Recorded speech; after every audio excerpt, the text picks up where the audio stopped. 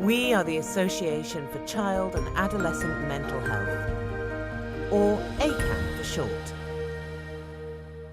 Hello, welcome to the In Conversation podcast series for the Association for Child and Adolescent Mental Health, or ACAM for short. I'm Jo Carlo, a freelance journalist with a specialism in psychology. Today I'm interviewing Professor Sam Was, Professor of Early Years Neuroscience at University of East London Baby Development Lab. Sam led on the annual research review, There the Dance Is, at the Still Point of the Turning World. Dynamic Systems Perspectives on Co-Regulation and Dysregulation During Early Development, recently published in the Journal of Child Psychology and Psychiatry, commonly known as the JCPP. Sam is joined today by clinical psychologist Dr. Celia Smith, who is also an author of the research review, and Celia is currently leading a practitioner review on this for the JCPP. In today's podcast, we will focus on both the findings in the science-facing annual review on early child-caregiver interactions and on the implications for practitioners. If you're a fan of our In Conversation series, please subscribe on your preferred streaming platform. Let us know how we did with a rating or review, and do share with friends and colleagues. All listeners to this, and indeed any of the ACAM podcasts, are eligible for a free CPD certificate. Do please visit acamlearn.org for details of this, together with information on how you can access hundreds of hours of free talks, lectures, interviews, all of which you can also get free CPD certificates for. The URL is www.acamhlearn.org. Celia and Sam, welcome. Thank you for joining me. Can you each start with an introduction about who you are and what you do? Hi, so I'm Professor Sam Was, and I'm a professor of early years neuroscience, and I lead, as you mentioned, Jo, the Baby Dev Lab at the University of East London. So we do lots of research looking at kind of typical and atypical development, including typical development, so what we call basic science. We do a lot of research with kind of dyadic neuroimaging, as well as the research with home wearables that we're going to be talking about today. But the main focus of what we're going to be talking about today is obviously the work with atypical development. So we do work with children in early stages of developing conditions such as autism, ADHD, anxiety, as well as other kind of types of high-risk groups. So the reason I'm based out in East London is particularly we do a lot of work with socioeconomic diversity, children from diverse backgrounds, and looking at how that affects early development, as well as conditions such as preterm birth. Great, thank you, Sam. And Celia? Thank you very much, Jo. Yeah, my name's Celia, and I worked with Sam for a long time now. I did my PhD with Sam several years ago in developmental psychology. I split between King's College London and University of East London. And I'm now just currently finishing up some advanced training as a clinical psychologist, also at King's College London. And at the moment, I split my time between clinical work and research. I currently work within the NHS perinatal mental health services in South London, and I'm soon moving to a specialist role within the NSPCC. And I suppose my areas of experience and interest and expertise are around parent-infant relationship, perinatal anxiety and other mental health difficulties, and also trauma. So thinking about birth trauma, attachment trauma, and also traumatic bereavement. But Sam, can you start by giving us a brief overview of the methods used to study early child caregiver interactions? So obviously this idea that we start off as in Shakespeare's terms, kind of a puking, mewling bundle, dependent on our parent for everything, and this way in which we transition from utter dependence on everything to kind of adult capable of kind of controlling themselves and managing their own mood. Obviously, this idea and this transition has gone back. We've been thinking about this and talking about this since, the very earliest stages of humanity. I guess kind of the scientific study of early child caregiver interactions. I just was organising a conference. We had a wonderful talk from Sally Shuttleworth, who's a historian of science, who wrote this wonderful book, The Mind of the Child. And she was talking about how Darwin, in a lot of ways, was very one of the first people to, make this into a scientific field. He published this book about his early kind of observations of his baby, which then, led to a lot of explosion of this type of thing amongst Victorian, mainly male scientists. And there's a lovely bit, Sally talks about how women in the Victorian age tried to get in on the act and tried to do some, proper observations of parent-child interactions. And all the men were saying, "Don't, ridiculous, this is science, man's job." But obviously that gradually changed over time, through to psychoanalysis. So obviously, big field of kind of parent-child interaction, kind of Melanie Klein, that type of thing.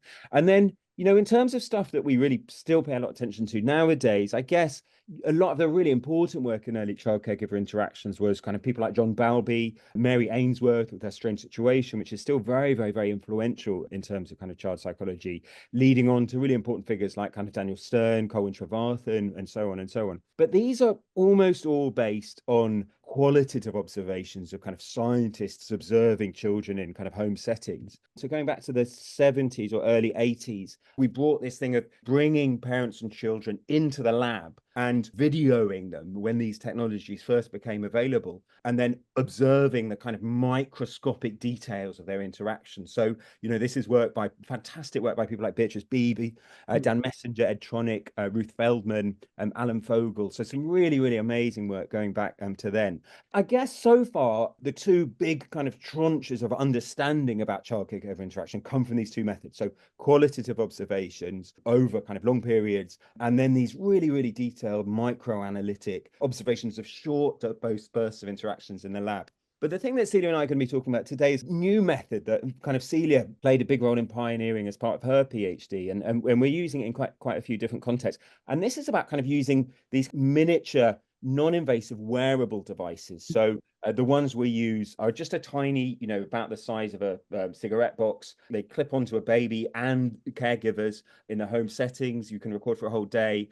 They record basically everything the child sees, everything that they hear, their physiology, so their heart rate, kind of GPS, parent-child proximity, and lots of other things as well that we can put on as add-ons. So this is giving us kind of the new ability to make in-depth quantitative long-form observations of how parents and children are interacting over potentially long periods. So we can, you know, be recording kind of days to weeks to months of data. And what we're going to be talking about today really is how this new method is driving new theory. So this is a bugbear of mine that, you know, the types of theories that we come up with in science are very much predicated on the observation methods that we're using. And you fit your theories to your data, and new observation methods that bring about with them a new type of data really kind of have the potential to both build on our current theories. So we're going to be talking lots and lots about how the types of things that we can be looking at fit very well with ideas from John Bowlby and Mary Ainsworth and that type of stuff. But they also kind of drive kind of theory in new areas. Celia, can you provide us with a brief overview of the clinical interactions currently available focused on child caregiver interaction in the 0 to 3 age range? When it comes to child caregiver interactions, especially during those crucial first few years, the emphasis today does tend to be more on evidence-based sort of practical interventions that enhance the relationship between the two. But historically, early interventions around child caregiver relationships would have been more influenced by, as Sam described, more perhaps psychoanalytic theories. So, for instance, these approaches might involve a therapist helping often a mother explore how her own childhood experiences with her parents might be affecting her current relationship with her baby, aiming to uncover unconscious patterns impacting her caregiving. And though those ideas are still influential today, there was a significant shift in the development of attachment theory by Bowlby and Ainsworth, who focused a bit more on the present, perhaps observing how a child might cling to their caregiver when frightened, highlighting the need for a secure base. And this perspective has really laid the groundwork for interventions that emphasize sort of more real-time interactions or interactions in the here and now. And they focus on the immediate impact, I suppose, of the caregiver's behavior on the child's development. Now, in recent decades, this focus has sharpened a bit. The introduction of interactive interventions designed to make a tangible difference in the relationship. So, for instance, video interaction guidance. VIG uses video feedback to enhance interactions. This is where caregivers are filmed while interacting with their child with the guidance of a trained therapist, and they review the footage and together identify moments of attunement and try to reinforce those moments of kind of attunement connection. The Circle of Security parenting program is another approach that helps caregivers to understand their child's needs, both in terms of exploration and security. And that really focuses on helping caregivers to provide a secure base for their child to explore the world while also being available as a safe haven when the child needs comfort. A really attachment-focused intervention. Parent-child interaction therapy, for instance, is another key intervention, particularly effective for children who are displaying behaviours that can be quite challenging to other people. particularly the parent. And this approach involves kind of live coaching during sessions where the caregiver receives real-time feedback from a therapist through an earpiece, for instance, as they interact with the child. And the idea that this might help caregivers learn to practice strategies that support and help regulate their child's behavior while still paying attention to the relationship. These are just some examples of contemporary interventions, and they do tend to share overlapping goals and mechanisms such as enhancing caregiver responsiveness or contingency, but also things like understanding infant cues. And all of these are sort of thought to be really important for a child's healthy emotional and social development. Something that Sam and I will be getting to sort of talk about later on is perhaps where these interventions could be built on, could be strengthened, and where these interventions are already using ideas that perhaps we could transpose onto some of these findings that we're seeing through the wearable technology research. Celia and Sam, as mentioned earlier, you are writing a practitioner review on this topic for the JCPP. I understand there are 6 key areas that you are focusing on, all relating to different processes of co-regulation and dysregulation in the parent-infant pair. Can you talk through each of these? I think just to kind of start with as a general conception, so Celia already mentioned that one of the really big focuses, absolutely rightly, of a lot of interventions that are out there at the moment is this idea of contingency promoting. So this is this idea that it's important to be responsive to your child. And, you know, there's a massive amount of evidence there in a lot of different areas of psychopathology, you know, from caregivers with anxiety and depression through to things like kind of parent-child interaction in ADHD, lots and lots of different things. You know, contingency is lower. So parents are less likely to respond to something that their child says, or respond to a distress vocalization from the child, or to respond to their child's kind of non-verbal cues. And that has led to this idea that one of the things that we can usefully do to try to help kind of parent-child interactions where we're worried that, they're not developing in a typical way, is to improve this contingency, which is absolutely great. We completely agree with that. There's a ton of evidence, as I say, that supports this. What we're trying to do is try and go a little bit beyond that. So how can we be more kind of nuanced about this idea of contingency promoting? And each of these 6 areas really take it in a slightly different direction. So the first comes back to this idea of one of the really, really early aspects, and Ruth Feldman talks about this beautifully in her work. One of the really important core functions of early parent-child interaction is to help us manage what we're going to be calling today CNS arousal. So CNS is your central nervous system. And very, very coarsely, your CNS arousal is your overall levels of arousal and alertness within your brain and nervous system. We know that adults have relatively more stable kind of daily cycles of fluctuations in their levels of arousal and alertness. We're more aroused and alert during the day and we're less at night. Obviously, a newborn baby not only has kind of very different patterns, so they're much more kind of faster cycles, their sleep-wake cycles are much faster, but they're also much more unstable. So if you look at kind of their patterning, it's much harder to predict where a child's arousal levels are going to be from their historical levels, for a child than it is for an adult. So the key idea is that there's a sweet spot. So optimal arousal isn't when you're as calm as possible and it isn't when you're as excited as possible. There's a sweet spot in the middle. This is kind of Yerkes-Dodson first showed this more than 100 years ago. And one of the kind of key ideas that is kind of important for early parent-child interactions is that the function of co-regulation, so how parents are helping their children, is by helping them to keep in their optimal intermediate level of arousal as much as possible. Where this is important in intervention research is this idea that it's not just about helping your child to calm down. It's about responding to your child's arousal state and helping them to keep them in, what some people call the Goldilocks zone, where you're kind of not too hot and not too cold. The other idea that's useful is when we're talking about down regulating, it's not just about, keeping calm and helping the child to keep calm when they're excited. Different dyads have different sweet spots. Some dyads are naturally more of a kind of hyper dyad. We're quite hyper in my family. My kids are all quite hyper. And, when my kids are highly aroused, I find it easier to shift from kind of high arousal, negative affect to high arousal, positively excited about something than you do just to kind of get everyone to calm down. So those are the kind of 2 core ideas, this idea that, arousal is somewhere kind of in the middle, and this idea that, it's not just about kind of going from high to low, it's more nuanced than that. Sam has described the science behind the first concept. Can you talk through what it means practically in terms of the clinical context? So one of the points that Sam was making based on the findings from some of this research is that there's this sweet spot of physiological arousal or sort of central nervous system activity that infants and dyads perhaps function most effectively. And that is something that we understand clinically in a different kind of language. So we talk about the window of tolerance, for example, and this is a term used to describe the range of emotional and physical states where an individual can function effectively. When someone's within their window of tolerance, they're calm enough to think clearly and manage their emotions, especially, but still be alert and engaged with what's happening around them.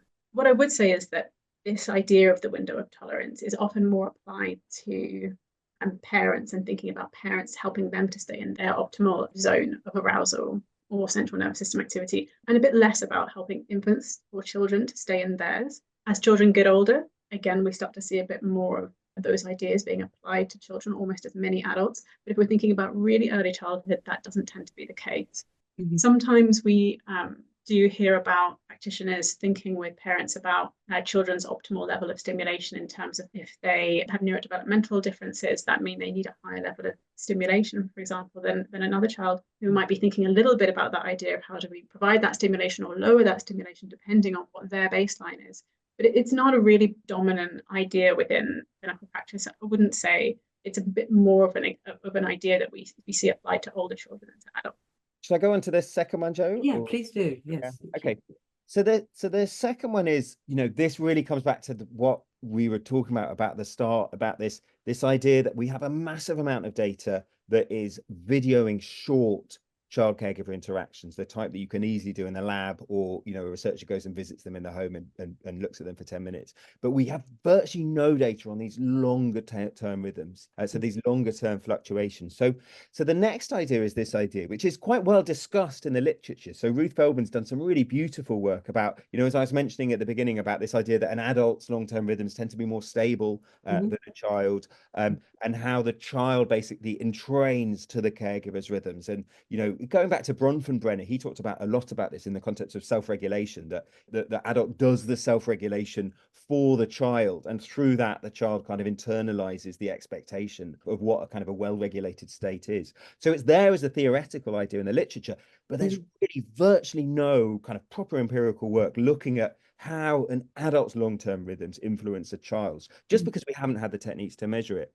The reason that this is really important is because these ideas of stable daily rhythms, there's one slide that I saw in a talk. It's one of those things you saw in a slide, I haven't been able to find out kind of the citation of this slide, but it's imprinted on my memory, which is just, if you look at kind of day, night, sleep kind of cycles in typical adults and adults with mental health conditions, it's incredibly clear how it differentiates that the day, night, sleep, night cycles are less clearly differentiated in a lot of different kind of mental health conditions. And this has certainly been, my experience. I used to do Samaritans, and you're constantly getting phone calls in the middle of the night from people, and you'd say, well, it's the middle of the night, and it's like they're completely kind of unaware of it. So that's a really, really important area, because we think, based on these very old theories that have been around a long time, that parents influence children's development very substantially through their own rhythms, but we really have very little data on whether that's happening and how that happens atypically in an atypical child interaction. So the other idea, which relates to this idea of long-term rhythms, is that this idea that how you respond to your child is not just predicated on kind of you in terms of your static state, but it's predicated on, what state you're in at the time that the child is communicating to you. So this is something that any parent at home, is completely obvious. If you're in a bad mood as a parent and your kid starts tantruming, you react differently. But in terms of clinical kind of literature, it's a really amazingly underexplored, just because, as I say, we haven't had the methods to measure how these long-term fluctuations in a caregiver state affects how they respond short-term. Yeah, absolutely. So for some time in the field, we've been looking at this idea of, well, if we then support the parent with their own emotional, physiological well-being, perhaps that will be enough to scaffold their kind of caregiver-infant relationship, to enhance those interactions, to ameliorate any difficulties that might be coming up there. And Alan Stein did some really sort of critical work in this area, especially with depressed mothers and parents, but also with parents with a range of other mental health conditions as well. And the consensus opinion is that it's really not sufficient to target the parent sort of needs alone. you really have to tackle both the parents' mental health difficulties or contextual challenges and the parent-child relationship together. If you only focus on one or not the other, the outcomes, the progress is quite limited. And this dual-focused approach helps make sure both areas get the attention they need to really improve. And this actually idea is really intuitive to lots of families. Mm-hmm. This idea that even if I'm doing quite well, if my child is really having difficulty, or if there's something in the relationship that's not quite right, that's going to make it harder for me to function, to be okay emotionally. So to kind of help both sides out is going to have a sort of exponentially sort of positive effect. There is a big effort to nonetheless support parents with their emotional well-being or with their overall well-being in terms of thinking about things like their sleep cycle or their kind of own physiological rhythms, perhaps in terms of nutrition and other lifestyle factors. And a lot of that is provided through psychoeducation, trying to help parents understand how those different lifestyle factors can impact on their own stress levels and in turn perhaps affect the parent-child relationship. That kind of psychoeducation approach is within a number of different interventions. But as I say, that alone is thought not to be perhaps sufficient to really provide the most meaningful outcomes for both the child and the parent. It's such a huge area, isn't it? Let's go on to the third key area then, or the practitioner review. Sam, do you want to start? So basically, this is something that we often talk about. So I do a lot of work as well as clinical facing work. I do a lot of education facing work. And I present this a lot to early years teachers who think about this a lot in the context of babies and toddlers, which is if your child that you're looking after gets upset and they start crying, how do you respond? Try and keep as calm as you possibly can in order to show them the state that they should be in? Or do you empathize with them and kind of cartoon, oh, ouch, that looks really, really ouchy, and kind of temporarily kind of match your state to theirs in order to build this kind of empathic connection, and then from there kind of help them to take it down? And it's really interesting because there's one of those things that they're in fact exactly the opposite response. In the context of talking about with toddlers, so there's an American psychiatrist, Harvey Karp, who talks about this. It certainly works really, really well with my kids. This idea that when you've got a tantruming toddler saying, you know, I want to pour orange juice on the cat, just the same thing again and again and again, rather than doing what most parents do, which is I'm having my authority challenge, so I'm going to be very calm and rational and talk in a very sensible voice and be very logical. He says that's not the way to kind of deal with a toddler. Much better is to match their state, narrate what they're saying, say, yeah, you really want to pour orange juice on the cat, match your vocal patterns to theirs, match your speech rhythms to theirs to make them feel like they're understood, and then just shift them onto something else. And what we and a few other people now have shown is that, in fact, with babies, so it's a really interesting, Gianluca Esposito in Singapore has done some work, as we've done a couple of papers, showing that, in fact, you get quite a similar pattern with babies. So when a child gets upset, when a baby that you're looking after, if you're measuring the stress, the arousal levels in the adult caregiver, you very reliably see kind of an upregulation in the adult's arousal levels at the time when a child has a peak kind of arousal moment. And then we've also shown actually in 3 separate data sets now that the more the parent-child does that, so the more reliably they upregulate their state to match the child, the faster that helps the child to calm down. So this is another idea that Celia and I wanted to talk about for this practitioner review, this idea that it's not just about kind of setting a good example. In certain times and in certain settings, yeah, it's about kind of temporarily matching your state to the child. And then when the stimulation is no longer needed, then you gradually remove it. Obviously, this opens up tons of questions. Can you do it too much? You know, if a parent is getting very agitated with a crying baby and they're, you know, losing their temper and, you know, telling the child to stop crying, you know, what's the difference between that? That's also state matching. So what's the kind of the quote unquote good way to do it, and what's the quote unquote not good way to do it? Celia, do you want to come in here? Yeah, I think this idea, this kind of match and then help downregulate or then help calm is something that we see threads of in existing approaches. So the PACE model, the playfulness, acceptance, curiosity, empathy model, which is pioneered by Dan Hughes, is a really trauma-informed approach that aligns quite closely with this concept, particularly during moments of heightened emotion.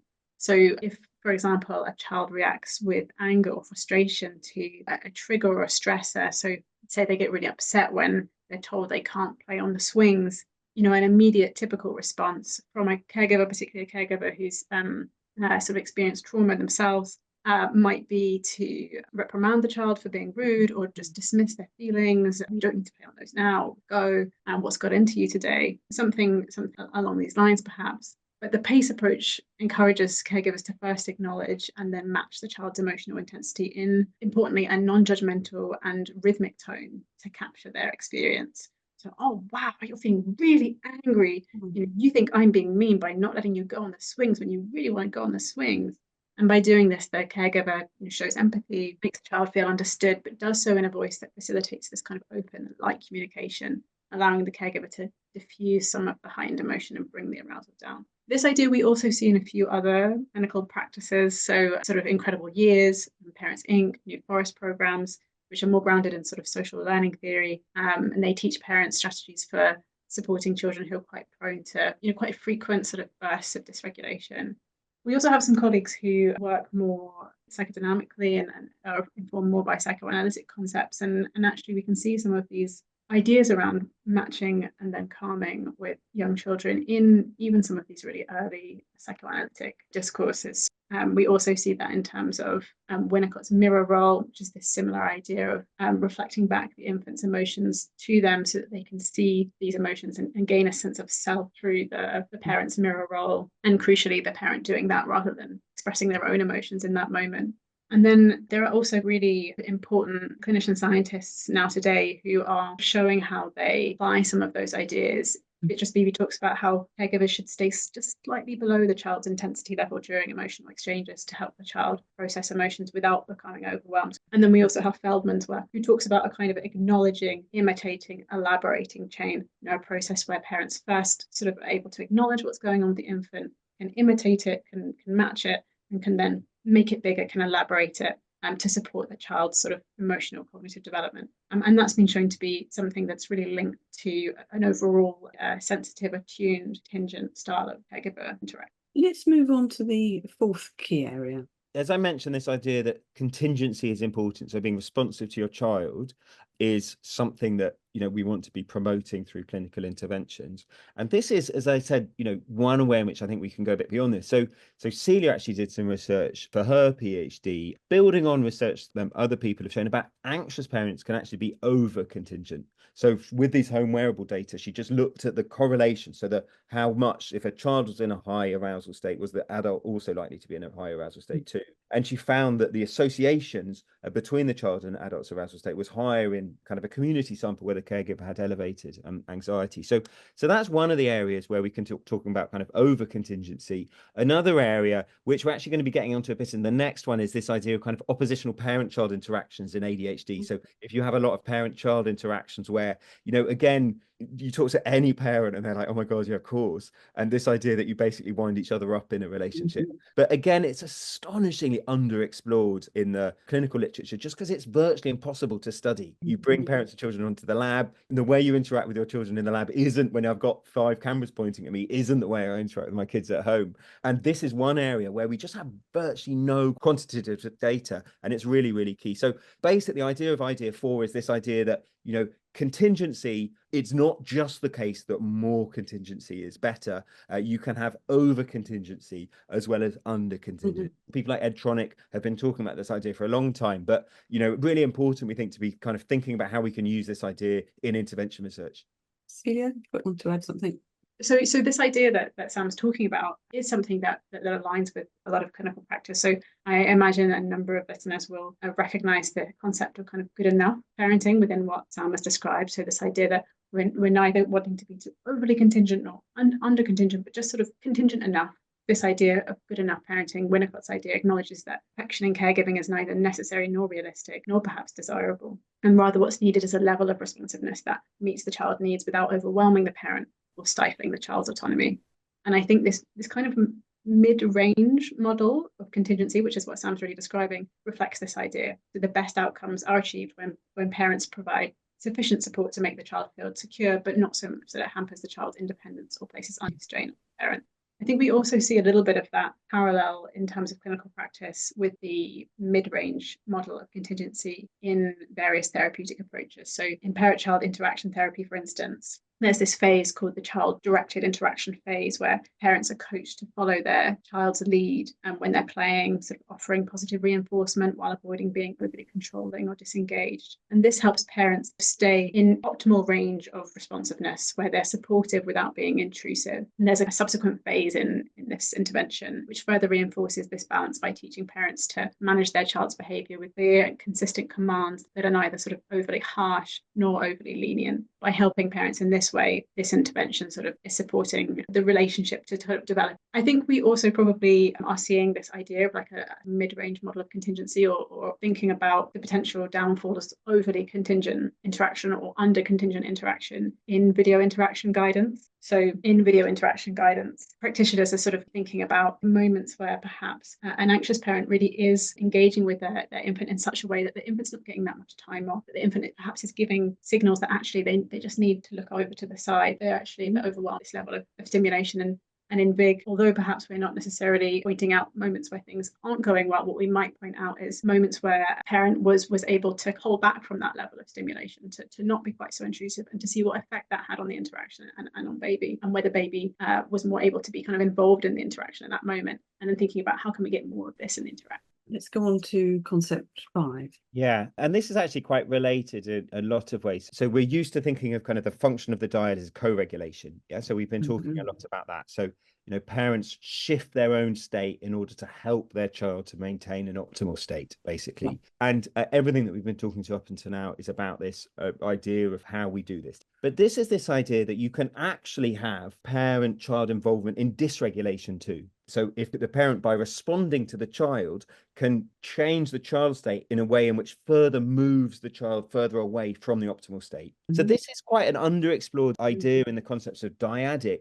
relationships. So there is some really nice work by Gerald Patterson that talks about this. Apart from that, it's a relatively underexplored area. It's much more explored in the context of intra-person dynamics. So in panic disorder, for example, this idea that you get this kind of self-sustaining cycle. So, I'm in a high arousal state, which causes me to be hypervigilant to my physiological symptoms, which causes me to become more convinced that I'm having a panic attack, which causes them to increase still further. And you get this kind of feed forward cycle. And it's basically the idea that exactly the same types of feed forward cycles can exist, but across a dyad. So a child is more aroused, so they'll be more oppositional, which then makes me more aroused as a caregiver, which makes me find it harder to see things from my child's point of view, which makes me be stricter. Maybe I shout at my child, which makes them more aroused, which makes them more oppositional. And you basically, as I say, just wind each other up. As I say, very, very hard to observe it actually happening. So consequently, really, really remarkably little work in the clinical literature on this area.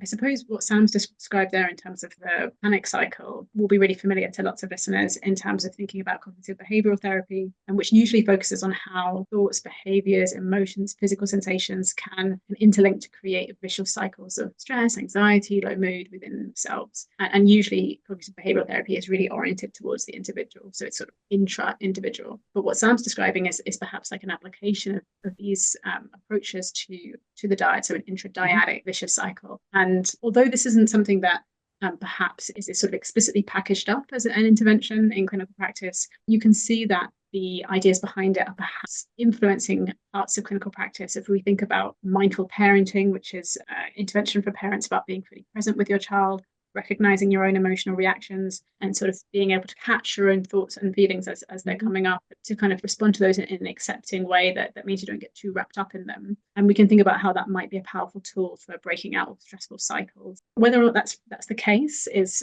sort of an area where perhaps there might need to be a bit more research to really see, like, what is it that actually breaks down those chains of intradyadic vicious cycles. So that's one area. And another area that I've been thinking about with colleagues recently is actually within the Circle of Security Parenting program, which introduces this idea of shark music, which is that uneasy feeling that parents sometimes get when their child behavior sort of triggers some deep-seated fear or anxiety, perhaps because it is reminiscent of something within their own childhood. We're not really aware of what's going on for us when the shark music comes. Perhaps that might be a moment where stress is a little bit higher. We're a bit more likely to behave in ways that can escalate stress within the dyad, that can contribute to that vicious cycle.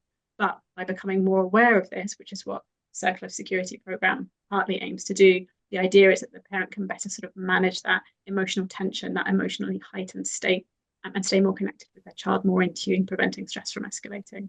the final concept that you'd like to highlight? Yeah, so this is this idea about long-term adaptation. So one of the really popular metaphors when we're talking about parent-child co-regulation is that it's like a dance. So when you have a couple who are dancing, both partners are continually adapting to one another, second by second, and that's how you keep in rhythm. And basically, parent-child co-regulation is very like that. We've been talking about how it's not just about, that the parent influencing the child, but it's also about how the parent is influenced by the child. Yeah, so it's bi-directional. We've been talking mostly about in terms of the short-term interactions, moment by moment, how you influence one another. But you also get these interactions happening over a longer time scale too. There isn't just an optimal way of parenting, yet your parenting style is influenced by your child. And there are tons and tons of studies that have shown this in different ways, adoption studies, other studies looking at parents raising genetically unrelated children, lots and lots of different ways. Just to give an example of this, one really, really important way in which some beautiful research by Jonathan Green at Manchester has looked at parents raising children in early stages of developing autism is looking at how a child with autism naturally responds in a different way to social communicative signals from their parents compared to other children, and looking at how that affects in turn how the caregiver interacts with their children. And they're just doing a beautiful intervention, just raising awareness of that in caregivers raising children with autism. Just be aware of the fact that how your child responds to you can influence how you in turn interact with your child. So the dyad kind of is adapting to one another over time. So it's still a dance, but it's a dance that happens over years as opposed to seconds and minutes. Great, thank you. It was really comprehensive. Ideas around caregiver and infant interactions are often based around Western ideals. What do your reviews, so both the research and practitioner reviews, find in terms of cultural bias, and how can this be addressed? So most research has focused on measuring child-caregiver interactions through things like gaze and voice. However, studies have shown that while child-caregiver pairs in Western societies often interact mainly through things like eye contact, vocalization, and things like showing objects, those in other cultures, perhaps African, Middle Eastern, Far Eastern cultures, tend to rely more on bodily contact and physical touch. So it is worth noting that most infant research has been dominated by Western perspectives, often actually focusing on caregiver-led interaction. And significant work in I'd say the 1980s by researchers like Tronick, Cohn, and later by Beebe and Feldman has actually highlighted the bidirectionality of these interactions, how both the child and caregiver influence each other. It's not just one or the other. And while this focus on bidirectionality also has its roots in Western research, it is being observed preliminarily in other cultures, particularly in the Middle East and West Asia. So there are signs that these ideas have broad application, but that said, we do need to remain open to the possibility that these patterns may not be universal. And we do need more exploration and focus in these areas to really fully understand how interactions play out across different contexts. And one of the things that we are really interested in is that looking ahead within the field of infant research, data-driven approaches like machine learning, like AI applied to sort of multimodal interaction data sets might help reduce cultural biases that sometimes occur within more traditional research methods when investigating the caregiver-infant relationship. And these newer approaches might give us a more balanced understanding of sort of which aspects of interaction are most important to be thinking about in development without being limited by sort of preset ideas. I know that mentioning AI and machine learning also comes with its own sort of potential challenges and pitfalls. We know that machine learning is not invulnerable to cultural biases in itself, but this is an area that we're really interested in developing and within our lab, and which some of the PhD students that are working with Sam at the moment are currently pioneering, I would say, to really try and address this issue. A question for both of you. What else is in the pipeline that you would like to share with us? Yeah, so there's a couple of things that we're looking at the moment and developing on it. So one is a grant with Carlo Finchengo and Pasco Fearon, both of whom are editors of JCPP, based out in Amsterdam, looking at the early development of attachment. So this is what causes some children to develop secure attachment to their parent and not. Yeah, so this is a really, really foundational idea. It goes back to Mary Ainsworth. What we got some funding to look at with this grant is, can we look at something that, again, amazingly hasn't been looked at before, which is how the caregiver is responding to their child's distress in home settings. How does that then in turn affect how the child is communicating to their caregiver over time? And the other thing that we're looking at in a project that we're just developing at the moment with Celia and also with Emily Jones at Birkbeck is quite a different way of using wearables, which is, can we give these wearables to an individual child caregiver dyad, record them for, a week long at home, and then analyze the data to give to your dyad, these are your specific triggers that trigger arousal dysregulation in your specific dyad. So this idea that you're actually giving people within the context of an intervention feedback, personalized feedback about what is causing arousal dysregulation in their dyad is a hugely complex issue. Is this something that we want to do? If so, how on earth do we do it in order to avoid any of the many, many pitfalls that arise from it? So this is something, we're just conducting some early stage, is this possible? And some kind of lots and lots of consultation. So if it is possible, is it the kind of thing we want to do? So much to explore. Very exciting. Finally, both of you, what are your take-home messages for our listeners? So mine would be the dyad is something that we can study scientifically, we can observe and we can make predictions, we can build a computer model to predict how things are going to react within a dyad, but it's an amazingly complex system. It's really at the very, very cutting edge of, what we can study and model in dynamic systems theory. So there's no one size fits all optimal way to interact with your child. The optimal way to interact with your child varies in lots and lots of different ways across lots of different timescales, and there are lots and lots of different types of optimal. So dynamic systems are complex, but it doesn't mean that we shouldn't be trying to fix them when they're developing atypically in the context of clinical science. Thank you. Celia? I think my takeaway would be this point about the dual focus in interventions. If we're focusing solely on either the parent's mental health or parent's context, and we're not thinking about the parent-child relationship, that's not going to lead to the most effective outcomes. We really need to be thinking about addressing both to see meaningful improvements. And the reason is that these two areas are really closely linked. When a parent is facing challenges, it can affect their relationship with their child and vice versa. So if you only address one part of the equation, the other aspect might still need attention. That's why a dual focus approach is so important. Brilliant. Sam and Celia, thank you so much. It was absolutely fascinating. For more details on Professor Sam Wass and Dr. Celia Smith, please visit the ACAM website, www.acam.org, and Twitter at ACAM. ACAM is spelled ACAMH. And don't forget to follow us on your preferred streaming platform. Let us know if you enjoy the podcast with a rating or review, and do share with friends and colleagues.